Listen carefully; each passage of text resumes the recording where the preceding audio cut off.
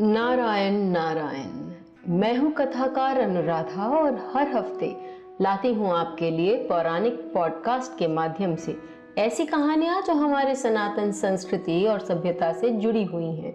कहानी शुरू करने से पहले मैं आपको बता दूं कि अंत में आपके लिए कुछ सरप्राइज है, तो अंत तक मेरे साथ बने रहें। ब्रह्म वैवर्त पुराण एवं देवी भागवत में वह कथा आती है जिसमें हमें ये मालूम पड़ता है कि लक्ष्मी जी का अवतार तुलसी के रूप में क्यों हुआ। इसे भगवान श्री नारायण ने देवर्षि नारद को सुनाया था। उसका संक्षेप इस प्रकार है। तो चलिए शुरू करते हैं आज का पौराणिक पॉडकास्ट। लक्ष्मी, सरस्वती और गंगा ये तीनों त्रैलोक पावनी देवी भगवान श्रीहरि की पत्नी हैं। एक बार की बात है, शुभ प्रदा सरस्वती के मन में संदेह उत्पन्न हुआ कि श्रीहरि उनसे इतना प्रेम नहीं करते जितना वे गंगा जी से करते हैं। इस कारण उन्होंने अपने प्रियतम श्रीहरि के लिए कुछ निष्ठुर वचनों का प्रयोग किया और गंगा पर भी कुपित होकर उनके साथ कुछ कठोर व्यवहार करने लगी। बहन, क्रोध त्याग दो। शांत स्वरूपा क्षमा मूर्ति लक्ष्मी ने सरस्वती से निवेदन किया। गंगा की पक्षपातनी समझकर देवी सरस्वती ने लक्ष्मी को श्राप दे दिया, तुम निश्चय ही वृक्ष रूपा और नदी रूपा हो जाओगी। सरस्वती का श्राप सुनकर भी समुद्र तनया सर्वथा शांत रही। उनके मन में तनिक भी क्रोध उत्पन्न नहीं हुआ, अपितु उन्होंने अत्यंत प्रीति पूर्वक सरस्वती का हाथ अपने हाथ में ले लिया। परम पुण्यदायिनी गंगा सरस्वती की अनीति को सह न सकी। उन्होंने लक्ष्मी जी को कहा, बहन लक्ष्मी, सरस्वती ने अत्यंत निष्ठुरता से श्राप दिया है और अब ये सरस्वती भी नदी रूप होकर मृत्यु लोक में जाएं, जहां पापीजन निवास करते हैं। तुम्हें भी धरातल पर जाना होगा, तुम वहां पापियों का पाप अंगीकार करोगी। सत्व स्वरूपा सरस्वती ने तुरंत गंगा से कहा। उसी समय शंख, चक्र, गदा एवं पद्म धारण किए चतुर्भुज प्रभु अपने 4 पार्षदों के साथ वहां पधारे। उन्होंने सरस्वती को प्रेम पूर्वक अपने समीप बैठा लिया। इस घटना के होने के बाद भगवान विष्णु ने कुछ कदम उठाए। मेरा मानना है उन्होंने ये कदम इसलिए उठाए क्योंकि भगवान विष्णु इस सृष्टि का संचालन करने के लिए कर्मबद्ध है। यदि सृष्टि के संचालन में कोई भी बाधा या कोई स्पर्धा हो जाए तो भगवान विष्णु को उसे नियंत्रण करना आवश्यक हो जाता है। वे सबको मान्यता देते हुए चलना जानते हैं। तो आइए कहानी में आगे सुने कि भगवान विष्णु ने आगे सृष्टि के संचालन को नियंत्रण करने के लिए क्या किया और देवियों के शाप को भी किस प्रकार मान्यता दी। दुखित पत्नियों की कलह और श्राप हेतु समझकर सर्वज्ञान संपन्न सर्व अंतर्यामी प्रभु ने अपनी प्रियतमा समुद्र तनया से कहा, लक्ष्मी, तुम अपनी कला से पृथ्वी पर जाओ। वहां राजा धर्मध्वज के यहाँ स्वयं प्रकट हो जाना। कुछ दिनों बाद पुण्य भूमि भारत में त्रैलोक्य पावनी तुलसी के नाम से तुम्हारी ख्याति होगी।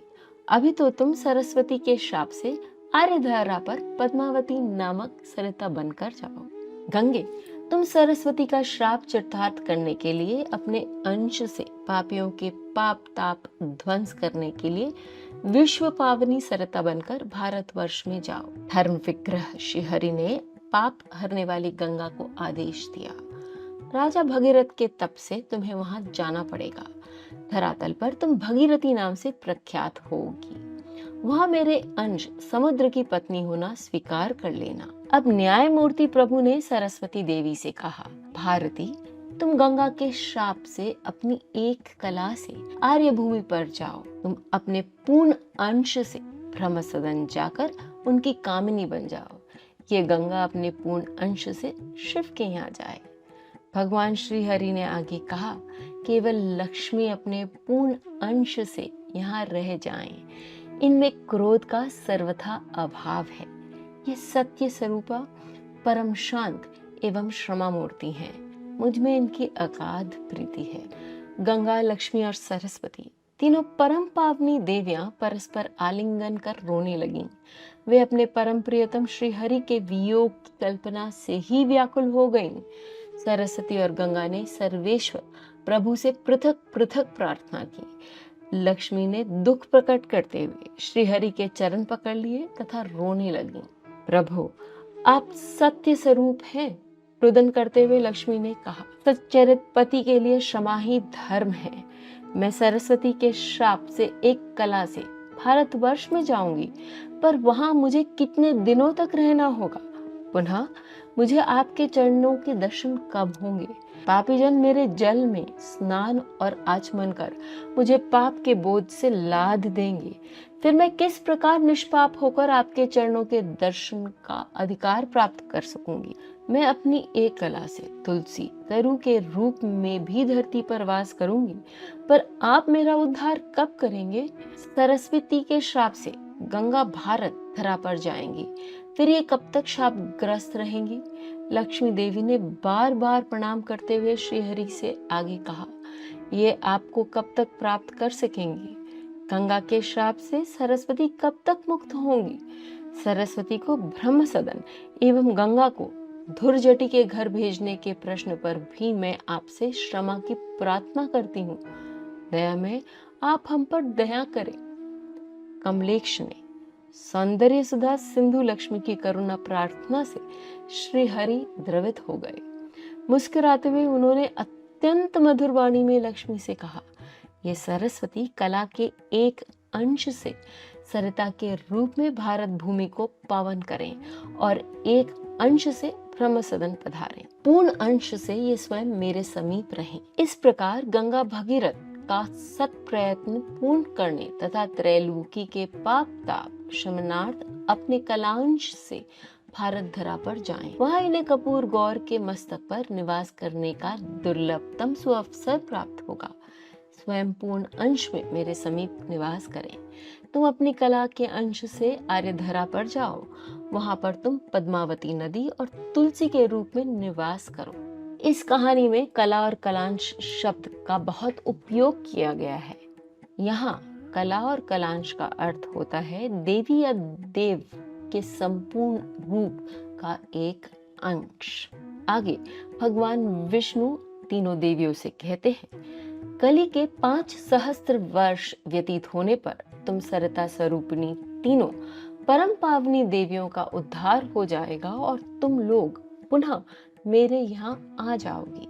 जगत प्रभु ने लक्ष्मी जी को समझाते हुए कहा, मेरे मंत्रों के उपासक कितने ही संत पुरुष तुम्हारे समीप स्नान आदि के लिए आते रहेंगे। तुम उनके दर्शन और स्पर्श से समस्त पातकों से मुक्त हो जाओगी। इसके अंतरंत लक्ष्मी जी के पूछने पर श्री हरि अपने आसन पर विराजमान हो गए और सरस्वती, गंगा तथा लक्ष्मी जगत आराध्य श्री हरि के अनुसार कार्य करने लग गईं। इस कहानी से हमें लक्ष्मी जी के आचरण से कुछ बातें सीखनी चाहिए, जैसे कि लक्ष्मी जी स्वयं क्रोध, ईर्ष्या, स्पर्धा इन विकारों से रहित है। यदि हमारे जीवन में हमें लक्ष्मी का वास चाहिए तो हमें भी ऐसे ही आचरण अपनाने पड़ेंगे, तभी लक्ष्मी हमारे जीवन में और घर में स्थायी रूप से निवास करेंगी। ज्योतिष के दृष्टिकोण से पूर्वाषाढ़ नक्षत्र में यदि किसी का कोई ग्रह हो तो ऐसे व्यक्तियों को अपनी बोली और आत्मबल पर नियंत्रण रखना चाहिए, अन्यथा वे अपने जीवन में स्वयं परेशानियां खड़ी कर सकते हैं। नक्षत्रों और ज्योतिष के बारे में अधिक जानकारी के लिए आप मेरे YouTube और Spotify चैनल्स देख और सुन सकते हैं। आज का हमारा पॉडकास्ट बस यहीं तक। आज की कहानी हम यहीं समाप्त करते हैं। आपके आसपास ऐसे बहुत से लोग होंगे जो अपनी संस्कृति से जुड़ना चाहते हैं।